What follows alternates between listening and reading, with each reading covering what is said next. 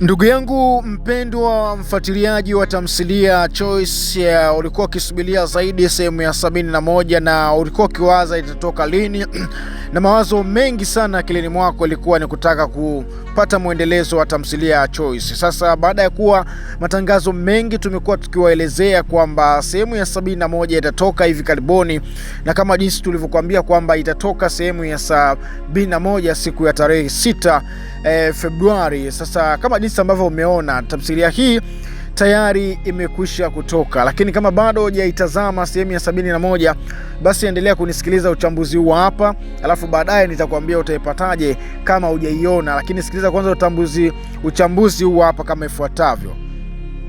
Kama jinsi ambavyo Clara alikuwa anaonesha upendo na mapenzi makubwa sana kwa Bryden, hiyo ilileta hisia kali na watu wengi kuweza kumshabikia sana Clara kutokana na jinsi ambavyo alivyoonesha mapenzi mazito kwa mume wake.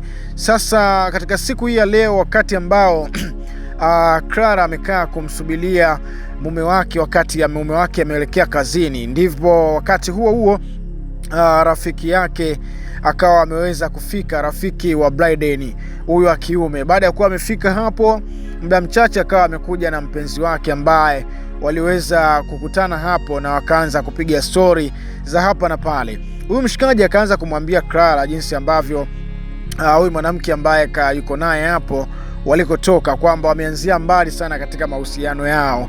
Mahusiano yao yalikuwa yako vizuri zaidi na walipendezwa sana na jinsi ambavyo upendo walivyouanzisha, na historia ya kuanzisha mahusiano yao ilikuwa ni historia ya kawaida, bali ni mapenzi mazito ambayo yalizaliwa wakati ule pale mpaka kufikia wakati huu hapa.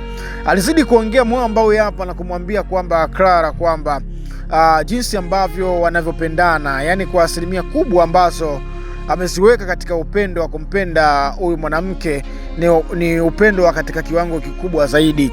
Na hata huyu mwanadada naye pia amekuwa akieleza jinsi ambavyo alivyokaa akimpenda sana. Na huyu Clara sasa ndipo wakati ambao anawapokea wageni wamefika nyumbani. Kabla ya kukaa basi shangwe zikaanza, akawa anamtazama, shoga yangu, naona shoga yangu uko vizuri wewe.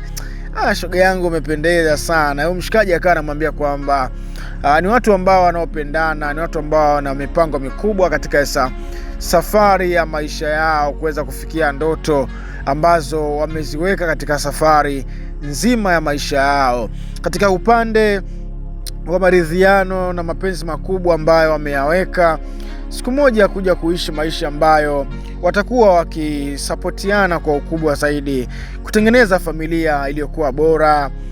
Wanacheza na familia pale, familia inakuwa, baba anaelekea kazini, mama anawajibika katika familia, lakini pia kama kuna kazi ndogo ndogo za kuweza kufanya kujiingizia kipato cha kila siku, kuna wakati watakuwa wakishirikiana na mtoto wao katika majukumu makubwa ya kifamilia. Shoga yangu umepata bahati wewe.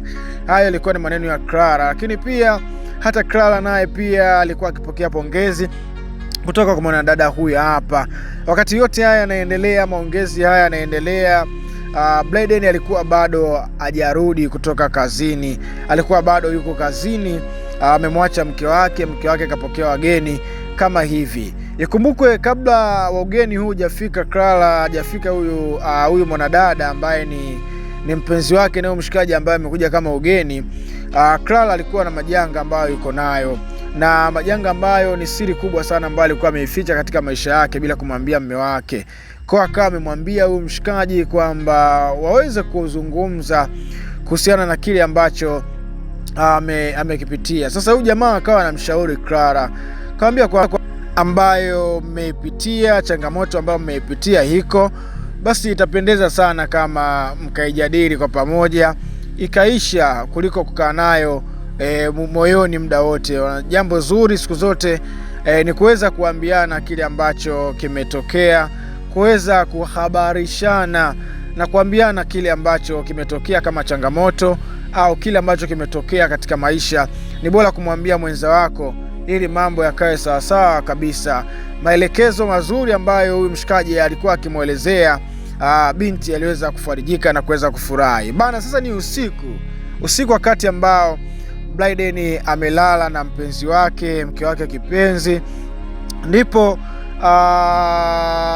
Clara akawa amefumbua macho na kuanza kumwambia mume wake kile ambacho anachojisikia katika nafsi yake au katika moyo wake, kikubwa zaidi ambacho anakisikia. Clara akamwambia mume wake kwamba anajua kabisa mume wake alikuwa akimpenda zaidi.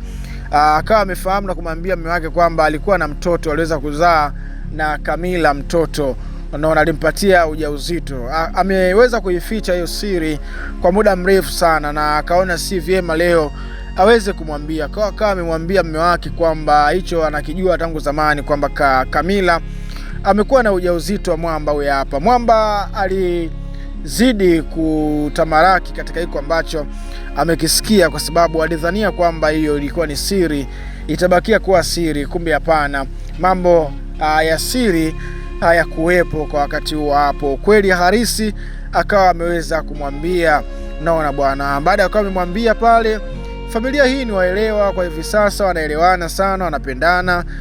Blyden anampenda sana mke wake Clara, na Clara anampenda sana mume wake.